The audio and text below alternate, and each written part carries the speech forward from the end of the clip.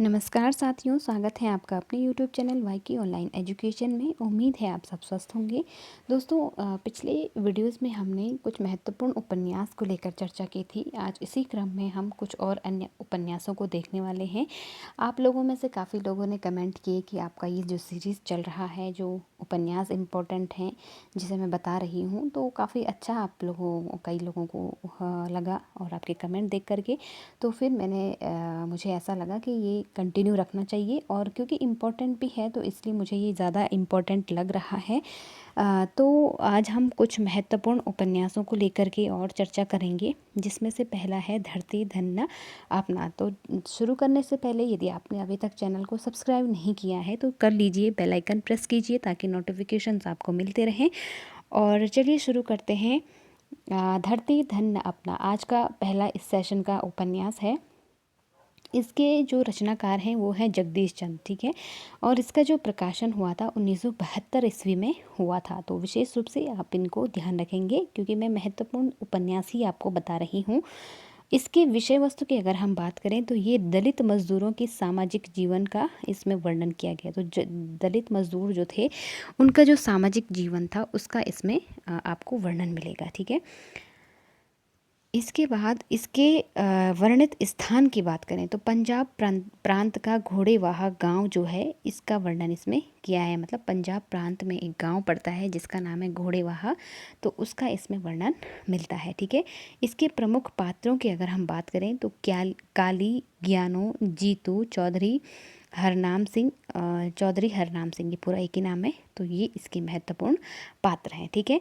चलिए इसके बाद अगला कुछ विशेष इसके बारे में देखेंगे। यह उपन्यास दलितों के जीवन पर केंद्रित है, वो आंचलिक उपन्यास है। तो आंचलिक उपन्यासों की दृष्टि से ये महत्वपूर्ण हो जाता है। दूसरा ये है कि दलित समाज पर ये आधारित है, तो इसलिए भी ये इम्पोर्टेंट है, ठीक है। इसमें लेखक ने अपने ही गांव घोड़ेवाहा का वर्णन किया, यानी कि जो जगदीश चंद्र हैं वो स्वयं घोड़ेवाहा गांव के रहने वाले हैं। तो इस कहानी को उन्होंने अपने ही गांव के जनजीवन को उभारा है इसमें। इसका कालखंड 1947-48 से 1960-65 के बीच का रहा है। तो मैंने बताया था ना कि जितने भी 1947-48 हो गया, तो ये जो इस दौर की जो कहानियाँ थी या उपन्यास थे वो बहुत महत्वपूर्ण होते हैं, ठीक है। तो ये हो गया हमारा। इसके बाद देखिए अगला आगे बढ़ते हैं। अगला है हमारा तमस। बहुत महत्वपूर्ण है, इसको तो आप ऐसे गांठ बांध लीजिए क्योंकि तमस उपन्यास से मतलब मैंने देखा है कि किसी न किसी एग्ज़ाम में मतलब कोई ना कोई क्वेश्चन इससे उठ कर आ ही जाता है, ठीक है। तो वो भीष्म साहनी जो है इन्होंने इस उपन्यास को लिखा है और 1973 में इसका प्रकाशन हुआ है। तो डेट आप बिल्कुल जो ईयर है, प्रकाशन वर्ष, उसको बिल्कुल याद रखिएगा। और इस पर साहित्य अकादमी पुरस्कार मिला था 75 में, ठीक है। विषय वस्तु की बात करें तो आज़ादी और बंटवारा व सांप्रदायिकता का इसमें क्या है, चित्रण किया गया है। तो इम्पोर्टेंट है। इसके जो पात्र हैं नत्थू, मेहताजी, कश्मीरी लाल और शंकर, तो ये इसके महत्वपूर्ण पात्र हैं। अब इसकी विशेष कुछ बातें हम नोट करेंगे यहाँ पे। आप लोग कॉपी पेन लेकर के अपने नोट्स भी बनाते रहिए। तमस की कथा परिधि में अप्रैल 1947 के समय में पंजाब के ज़िले को परिवेश के रूप में लिया गया है। संपूर्ण कथा 2 खंडों में है, यानी कि जो तमस की जो कथा है वो 2 खंडों में विभाजित है। और इसमें शैली, किस तरह की शैली का वर्णन किया गया है, वर्णनात्मक और मनोविश्लेषणात्मक, ठीक है। तो उस समय चाहे विभाजन की बात करें या उस समय का जो पूरा कह सकते हैं कि भारत और पाकिस्तान जो मुल्क थे, उन जो देश थे, उनके लोगों की कैसी मनःस्थिति थी उसका इसमें वर्णन मिलता है। तो इस तरह से ये मनोविश्लेषणात्मक भी इसमें जिस शैली का वर्णन किया गया है, ठीक है। अगला और महत्वपूर्ण उपन्यास है मानस का हंस। अमृतलाल नागर इसके लेखक हैं। 1916 से 1990 इनका टाइम पीरियड रहा है, यानी जीवन काल रहा है। इसका प्रकाशन आप लोग मुझे लिख करके ज़रूर भेजेंगे, ठीक है। यहाँ मैं लिखना भूल गई हूँ, लेकिन आप लोग मुझे कमेंट करके इसका प्रकाशन बताएंगे। थोड़ा तो आपको भी अपने स्तर से प्रयास करना चाहिए। इससे क्या होगा कि आप लोगों की जो चीज़ें हैं ना, वो आपको खुद से जब आप ढूंढते हैं तो वो ज़्यादा याद रहती हैं। तो इसका प्रकाशन आप मुझे यहाँ यानी कि कमेंट सेक्शन में लिख के भेजेंगे, ठीक है। मानस का हंस। इसके बाद हम बात करें इसकी जो विषय वस्तु है, तो गोस्वामी तुलसी जी के जीवन पर आधारित बहुत महत्वपूर्ण उपन्यास है अमृतलाल नागर का, जो गोस्वामी तुलसीदास के जीवन पर इन्होंने लिखा था। ठीक है, और इसके पात्र हैं मैना, मैना कहारिन, बतासो और तुलसीदास। ठीक है, अगर हम इसकी कुछ महत्वपूर्ण विशेष जो बिंदु हैं उनको हम देखें, तो इसे नागर जी ने लखनवी शैली में लिखा है, ऐतिहासिक उपन्यास है। इस उपन्यास में तुलसीदास का अंतर्द्वंद, तत्कालीन समाज की मनः स्थिति, रत्नावली की त्यागमयी प्रवृत्ति, प्रतिमूर्ति के दर्शन होते हैं। इसमें राम व काम का अंतर्द्वंद दिखाया गया है, परंतु तुलसी की राम भक्ति जीत जाती है। तो मैं थोड़ा भूल रही हूँ, लेकिन एक एग्ज़ाम में ये क्वेश्चन पूछा गया था कि कौन सा ऐसा उपन्यास है जिसमें राम और काम का अंतर्द्वंद दिखाया गया है। तो ये बहुत इम्पॉर्टेंट चीज़ है, इसको आप ध्यान रखेंगे। ठीक है, चलिए आगे बढ़ते हैं। और एक और चीज़ आप कमेंट सेक्शन में मुझे लिखेंगे कि अमृतलाल नागर का कौन सा उपन्यास है जो उन्होंने सूरदास के जीवन पर लिखा है। ठीक है, तो कमेंट सेक्शन में आप ज़रूर बताइएगा। अगला है उपन्यास झूठा सच, बहुत इम्पॉर्टेंट है। यशपाल ने इसे लिखा था। इसका प्रकाशन 1958 और 1960। अब यहाँ पे मैंने 2 सन इसलिए लिखे हैं क्योंकि ये 2 भागों में प्रकाशित हुआ था, जिसमें यहाँ दिया हुआ भी है 2 भाग थे। पहला भाग का नाम था वतन और देश, दूसरे भाग का नाम था देश का भविष्य।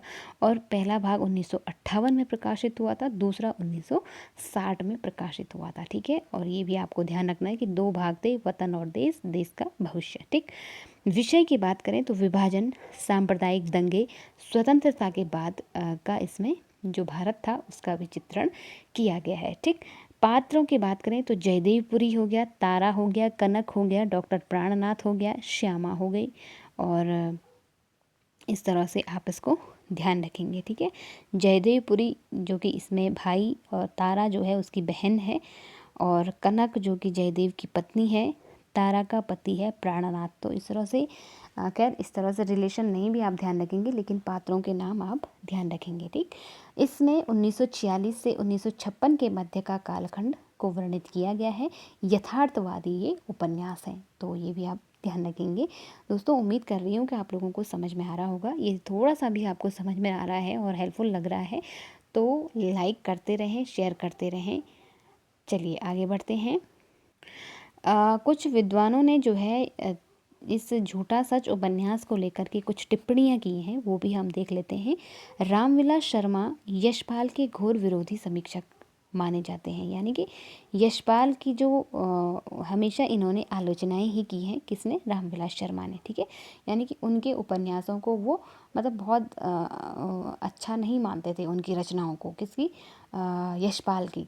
लेकिन झूठा सच की उपन्यास, जो झूठा सच उपन्यास है उसके विषय में उन्होंने कहा है कि झूठा सच उपन्यास जो है यशपाल जी का सर्वश्रेष्ठ उपन्यास है। हमेशा उनकी तारीफ नहीं, उनके दोषों को ही वो उजागर करते आए हैं, लेकिन झूठा सच उपन्यास इतना ज़्यादा पॉपुलर हो गया था, इतना अच्छा उन्हें लगा कि जिसके विषय में उन्होंने कहा कि ये वाकई में उनका सर्वश्रेष्ठ उपन्यास है। कवि कुंवर नारायण ने इस उपन्यास के बारे में कहा है कि कवि दृष्टि का अभाव शीर्षक से इन्होंने इसकी समीक्षा की है। यानी कि जो कुंवर नारायण थे उन्होंने यशपाल के झूठे सच उपन्यास की समीक्षा करते हुए जो समीक्षा की है उसका नाम उन्होंने दिया है कवि दृष्टि का अभाव। यानी कि उन्होंने इसके लिए इसमें कुछ कमियां बताते हुए इस तरह से उसको व्यंग्य किया है। ठीक है, कुंवर नारायण की समीक्षा का जवाब देते हुए मधुरेश ने झूठा सच उपन्यास में महाकाव्य नाम से समीक्षा ग्रंथ लिखा और झूठा सच को हिंदी के 10 सर्वश्रेष्ठ उपन्यासों की श्रेणी में रखा, यानी 10 सर्वश्रेष्ठ उपन्यासों में से एक बताया। किसने, कुंवर नारायण की जो समीक्षा थी ना, जिसमें उन्होंने कहा कि ये इसमें कवि दृष्टि का अभाव है, तो उसका जवाब देते हुए एक आलोचक हुए हैं जिनका नाम था मधुरेश। तो उन्होंने इसको क्या कहा था कि झूठा सच क्या है, उपन्यास में महाकाव्य, इस नाम से इन्होंने एक समीक्षा की थी, जिसमें उन्होंने बताया कि झूठा सच जो है हिंदी के 10 सर्वश्रेष्ठ उपन्यासों की श्रेणी में आता है। ठीक, तो ये कुछ बातें आप ध्यान रखेंगे। अगला और महत्वपूर्ण उपन्यास है बाण भट्ट की आत्मकथा, बहुत महत्वपूर्ण है। अब यहाँ पे थोड़ा कन्फ्यूजन भी कई बार हो जाता है। मैं समझ सकती हूँ कई लोगों ने हिंदी साहित्य, कई लोग ऐसे हैं जो पहली बार हिंदी से एलटी का पेपर दे रहे हैं या हिंदी साहित्य के अभी नए नए स्टूडेंट्स होंगे, तो उनको थोड़ा सा समझने में दिक्कत आ सकती है कि आत्मकथा जैसा दिख रहा है इसमें। तो कई लोग, क्योंकि बाण भट्ट की आत्मकथा जब हम इस टाइटल को पढ़ रहे हैं तो ऐसा लग रहा है कि ये कोई आत्मकथा होगी, लेकिन ये आत्मकथा नहीं है, बल्कि ये क्या है, एक उपन्यास है। ठीक है, और इसको लिखा था किसने, हजारी प्रसाद द्विवेदी ने। तो ये बात आप ध्यान रखेंगे। कई बार आपसे डायरेक्ट ऐसे प्रश्न पूछ लिया जाए कि ये बाण भट्ट की आत्मकथा जो है वो किस विधा की रचना है, तो उपन्यास विधा है, आत्मकथात्मक व ऐतिहासिक उपन्यास इसको कहा जाता है। ठीक, यानी कि इतिहास को लेकर के इन्होंने आत्मकथात्मक शैली में इसको लिखा है। इसके जो उपन्यासकार हैं हजारी प्रसाद द्विवेदी हैं। प्रकाशन 1946 में इसका हुआ था। ठीक, पात्रों की बात करें तो बाण भट्ट हो गया, हर्ष हो गया, निपुणिका हो गया, महामाया और भट्टिनी। और एक इम्पॉर्टेंट क्वेश्चन जो हमेशा इससे बनने की संभावना रहती है कि इसमें जो समय है किस समय को दर्शाया गया है। तो इसमें जो है बाण भट्ट के जो आश्रयदाता थे श्री हर्षवर्धन, यानी कि हर्ष के दरबारी कवि थे बाण भट्ट। ठीक है, तो क्योंकि हर्ष का 6वीं 7वीं शताब्दी इनका कार्यकाल रहा है हर्ष का, तो उसी के शासनकाल में बाण भट्ट भी हुए हैं, उनके दरबारी कवि। तो उस समय का इसमें चित्रण मिलता है। ठीक है, इसका आधार ग्रंथ हर्ष चरित्र है। तो ये आपको ध्यान रखना है कि इसका जो बाण भट्ट की आत्मकथा है उसका आधार ग्रंथ क्या है, तो हर्ष चरित्र पर, जो कि बाण भट्ट ने लिखी थी। ठीक, इस उपन्यास की रचना का उद्देश्य नारी सम्मान की रक्षा है। तो ये भी इम्पॉर्टेंट फैक्ट है।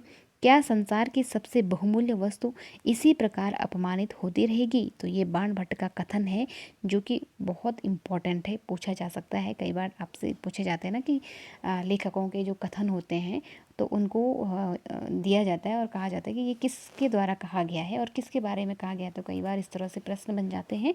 तो आपको ये भी ध्यान रखना है कि इसमें जो बाण भट्ट हैं वो कह रहे हैं महिला को लेकर के, एक स्त्री को लेकर के वो कह रहे हैं कि क्या संसार की सबसे बहुमूल्य वस्तु इसी प्रकार अपमानित होती रहेगी। तो जैसे मैंने बताया कि इसमें नारी सम्मान की रक्षा की बात की गई है, तो नारी के ऊपर ही ये इस तरह का कथन कर रहे हैं। कौन, बाण भट्ट। ठीक, इसके बाद एक और कथन देखिए, नारी की सार्थकता पुरुष को बांधने में है। ये भी महामाया का कथन है। नारी में स्वयं को उत्सर्ग करने की, अपने आप को खपा देने की क्षमता है, ये महामाया का कथन है। शारों के स्पर्श से सिंह किशोरी कलुषित नहीं होती। तो ये भी महत्वपूर्ण फैक्ट है और ये कहा गया है बाण भट्ट के द्वारा। ठीक है, चलिए आगे बढ़ते हैं। इसके बाद देखिए देवरानी जेठानी की कहानी, ये भी एक महत्वपूर्ण उपन्यास है। इसमें इसके रचनाकार है पंडित गौरी दत्त और प्रकाशन 1870 में हुआ था, क्योंकि ये बहुत काफ़ी पुराना उपन्यास है तो इसलिए। ठीक है, कहानी से आप ये मत समझिएगा कि कई लोग तो इसको कहानी विधा ही मानते हैं, लेकिन अभी तक मतलब विद्वानों में इसमें द्वंद्व ही है। ठीक है, इसके बाद देखिए पात्र हैं इसमें सर्वसुख, मुंशी टिकट नारायण, पार्वती, सुखदेई, दौलत राम और छोटे। इस उपन्यास देखो यहाँ पे आप देख पा रहे होंगे जो क्योंकि कई लोग इसको कहानी शब्द जुड़ा हुआ है तो कहानी मानते हैं, लेकिन कई विद्वान इसे उपन्यास की श्रेणी में भी रखते हैं। तो जो देवरानी जेठानी कहानी है, इस उपन्यास में बाल विवाह, फिजूल खर्ची, आभूषण प्रियता, बंटवारा, शिक्षा, स्त्री शिक्षा को विषय वस्तु बनाया गया है। ठीक, कथानक का केंद्रीय विषय बनिया परिवार है, क्योंकि बनिया परिवार की जो सारी जो आप देख पा रहे होंगे तो ये पूरा एक बनिया परिवार है जिसमें इसकी कथा जो है इनके इर्द गिर्द घूमती है। ठीक, इसके बाद अगला है परीक्षा गुरु। परीक्षा गुरु नीतिपरक या उपदेशात्मक उपन्यास है और उपन्यास इसको लिखा था लाला श्रीनिवास दास ने। इसका प्रकाशन 1882 में हुआ था। इसके पात्रों की बात करें तो मनमोहन और ब्रजकिशोर, ये दो ही इसमें महत्वपूर्ण पात्र हैं। और इसकी जो विषय वस्तु की बात करें, श्रीनिवास दास मानते हैं कि यह रचना अनुभव द्वारा उपदेश मिलने की एक सांसारी वार्ता है। इसमें मदन मोहन जो असंगति कह सकते हैं, जो असंगति में लीन हो जाता है, जिसे ब्रज किशोर सही राह पर लाता है। तो दो व्यक्ति हैं इसमें, एक तो मदन मोहन है और दूसरा ब्रज किशोर है। तो मदन मोहन किसी भी तरह अपना रास्ता भटक जाता है और उसका जो मित्र होता है ब्रज किशोर, वो उसको वापस अपने सही रास्ते पर ले आता है। ठीक है, तो इसमें इस तरह की कथा वर्णित की गई है। तो दोस्तों, इम्पोर्टेंट उपन्यास थे आज के सारे, और इनको आप नोट डाउन करते रहिए और मुझे कमेंट सेक्शन में ज़रूर बताइए कि आपको कैसा लगा। उम्मीद है वीडियो आपको पसंद आया होगा। यदि अच्छा लगा तो एक लाइक ज़रूर कीजिएगा, शेयर करना बिल्कुल भी ना भूलिए। मिलते हैं किसी अगले टॉपिक में, अगले सेशन के साथ। तब तक के लिए आप लोग पढ़ते रहें, अपना और अपनों का ध्यान रखें। नमस्कार।